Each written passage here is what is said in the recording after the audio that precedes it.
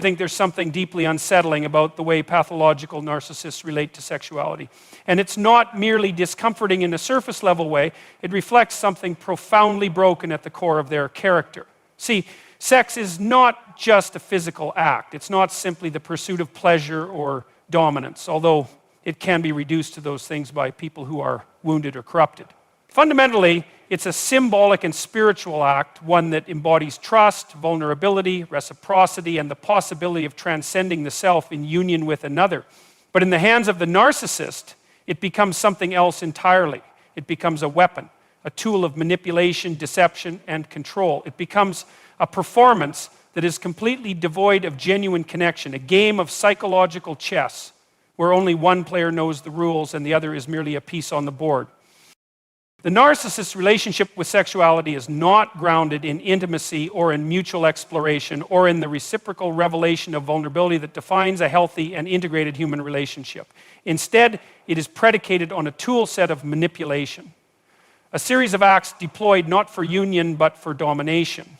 You have to understand that for the narcissist, control is not an accessory of desire, it is desire. The act itself, whatever its form, is not engaged in to give or receive love, but to capture, to dominate, and ultimately to validate an empty identity through subjugation.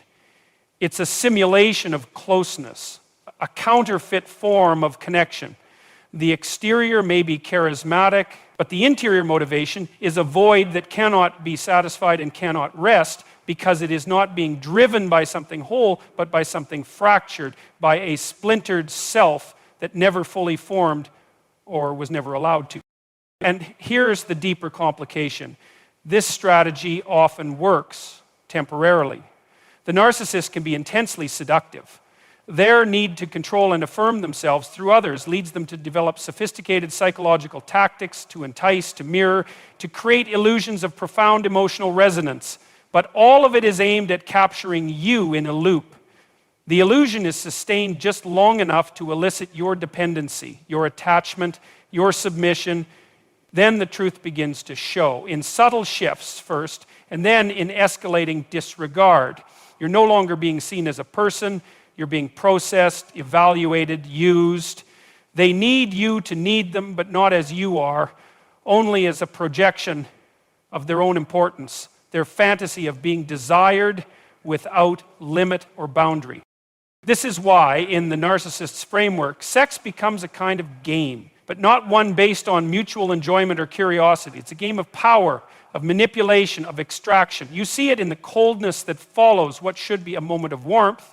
You see it in the dismissal of your needs, in the subtle mockery of your vulnerability. You see it in how quickly they can become someone else when the lights are on, when the performance is no longer required. They withdraw emotionally, often aggressively so, because your humanity threatens their illusion of superiority.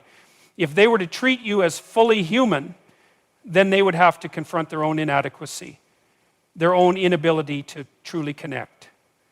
And that's something they cannot afford, psychologically speaking.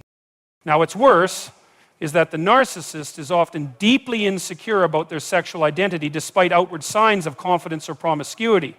The bravado is compensation. Behind it lies a desperate fear of rejection, of insufficiency, of exposure. So instead of dealing with that directly, facing it, contending with it, they invert the dynamic. They make you feel insecure.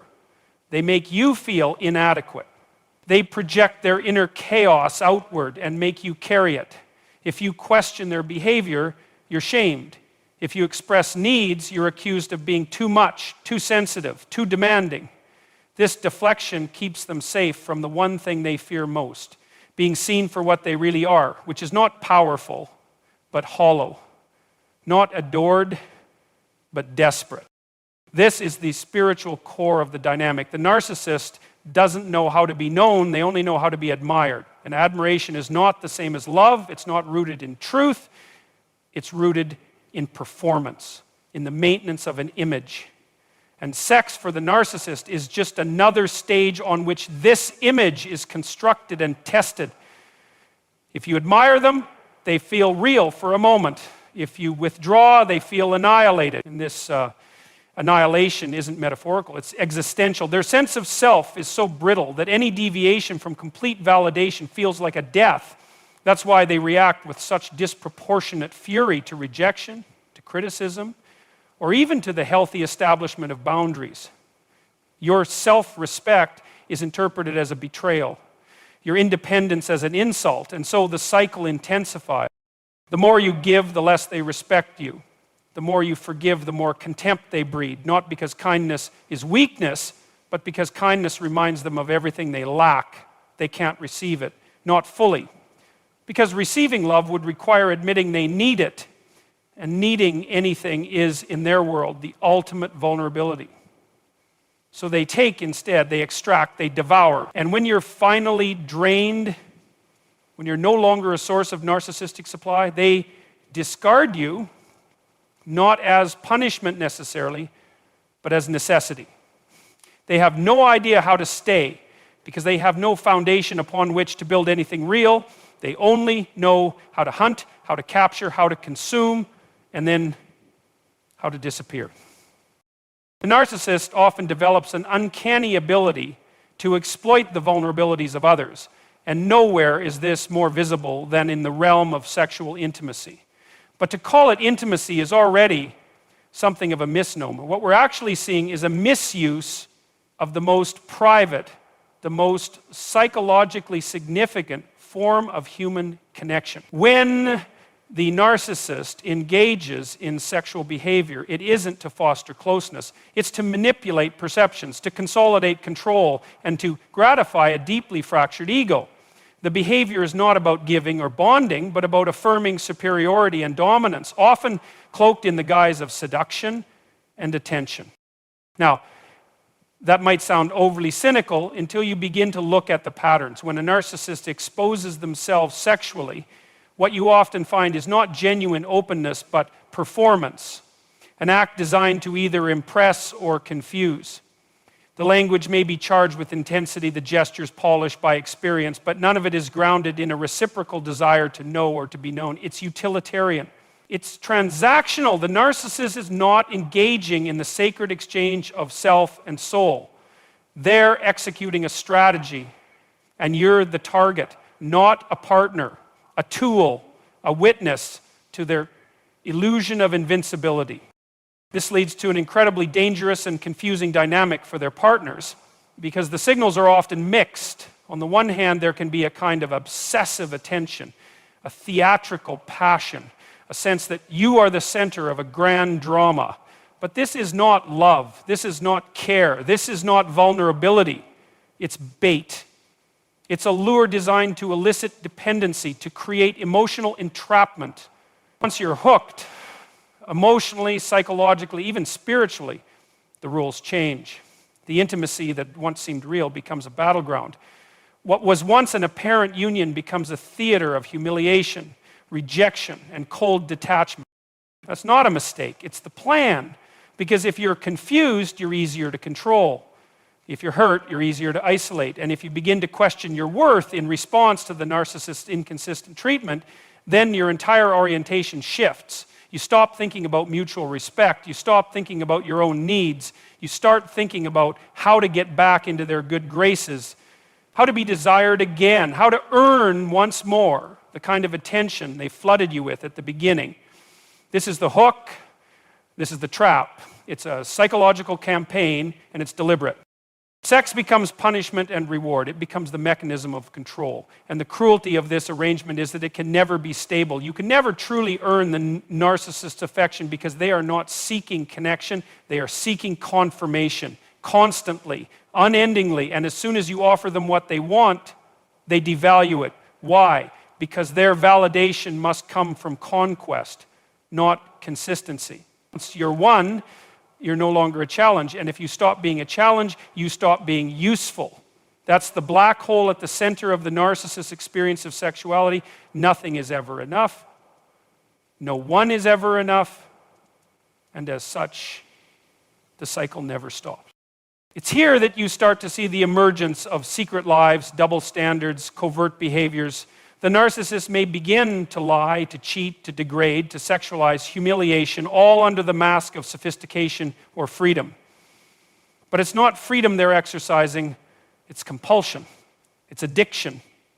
Not necessarily to the act itself, but to the psychological gratification of superiority and conquest. There's no room for love in this model, no space for actual intimacy, because intimacy implies equality. And the narcissist can't tolerate equality. To be equal is to be vulnerable is to be at risk. And their entire psychological architecture is designed to eliminate risk, even at the cost of the other's dignity.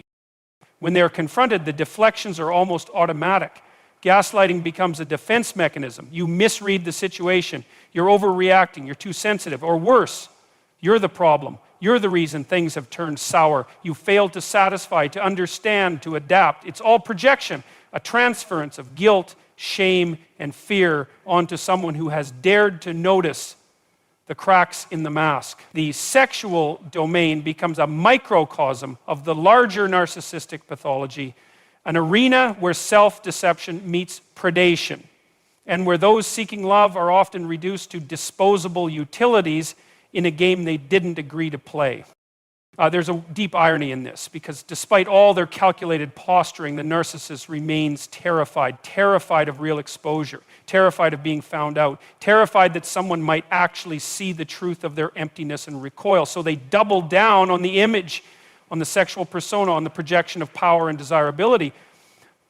But the more they do this, the more fragmented they become, the more control they try to exert, the more chaos they invite. And they can't stop, because to stop would be to face themselves. And that, more than anything, is what they are trying to avoid at all costs. The narcissist's sense of entitlement doesn't merely operate in the realm of attention or admiration. It extends deeply, invasively into the private and the sacred. What most people treat as personal, spiritual, even transcendent, the narcissist often sees as territory to be claimed and exploited. This includes the realm of sexuality, which for them is not an arena of connection or vulnerability, but one of domination, strategy, and ultimately, power. The narcissist may present themselves as experienced, passionate, or adventurous, but these are not expressions of intimacy. They're tactics, tools in a larger psychological manipulation, and it's crucial to recognize that, because to mistake their performance for sincerity is to set yourself up for profound betrayal. Sex in the narcissist world becomes a mirror, not to reflect the other person's beauty, dignity, or worth, but to endlessly reinforce their own self-permission. It's an image that must be fed constantly, because underneath it lies nothing stable, nothing genuine. So they seek validation through conquest, not just one partner, but many. Not just a relationship, but a string of emotional casualties that reinforce their illusion of desirability and control. This isn't accidental, it's calculated, and it becomes compulsive. Every encounter, every flirtation, every violation of trust is part of a pattern designed to protect the ego from collapse by substituting real connection with a never-ending pursuit of dominance. But the damage they cause, particularly to their partners, is not incidental, it's fundamental to the dynamic. The more they degrade, the more powerful they feel. The more confused their partner becomes, the more secure the narcissist's position appears. There's an inversion of morality here. What should be sacred becomes profane. What should foster trust becomes a mechanism for betrayal. The narcissist doesn't build, they seduce in order to discard, they praise in order to control, and when they transgress, they don't apologize. They gaslight, they twist, they create a narrative in which the victim becomes the aggressor and the abuser plays the role of martyr or misunderstood genius. When questioned, they may feign remorse, they might offer half-truths or redirections, but even their confessions are contaminated by strategy. They confess only to what you already know. They admit only to mitigate consequences. There is no true repentance, because repentance requires acknowledgement of the other, of harm caused, of responsibility taken. And the narcissist cannot fully acknowledge another without threatening the fragile edifice of their constructed identity. So they continue the performance. They continue the lies. They continue to blur the lines between sexuality and cruelty, between desire and control, between seduction and emotional warfare. One of the most insidious aspects of the narcissist's sexual manipulation is the way it erodes the victim's sense of reality. You begin to doubt your own instincts. You question your memories. You rationalize your partner's behavior as eccentricity or trauma, rather than what it often is, deliberate exploitation. And the longer you stay, the more you adapt, the more you accommodate, until eventually your boundaries are gone. Your sense of what is acceptable, what is healthy, what is fair, it's all been eroded. You may find yourself participating in things you never would have considered before, not out of desire, but out of fear or confusion or a desperate hope that this time it will be different. And all the while, the narcissist uses your loyalty against you. They use your willingness to forgive as a license to repeat. They see your hope not as virtue, but as weakness. And rather than be grateful for your love, they despise it because it reminds them of what they cannot reciprocate. So they punish it, they betray it, they sully it with infidelity, with perversion, with secrecy. And when the truth begins to leak through the cracks, they don't express shame, they express rage. How dare you see through the mask? How dare you question the script? How dare you interrupt the performance with inconvenient truths? It's a harrowing thing to face, the realization that what you thought was love was in many ways theater, that your vulnerability was weaponized, that your sexuality, your body, your trust were treated as props in someone else's self-aggrandizing drama. And yet, it is essential to face it, because the alternative is to remain trapped in a narrative not of your making, a narrow figure they portrayed, but a hollow vessel, desperate for attention, terrified of rejection, incapable of true connection. And in that moment, the depth of their deception becomes painfully, unmistakably clear.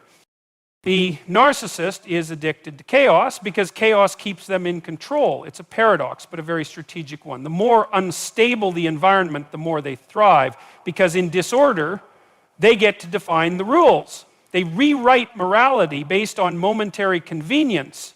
What was unacceptable yesterday becomes perfectly valid today, and what they demanded before, they now despise. This keeps everyone around them disoriented.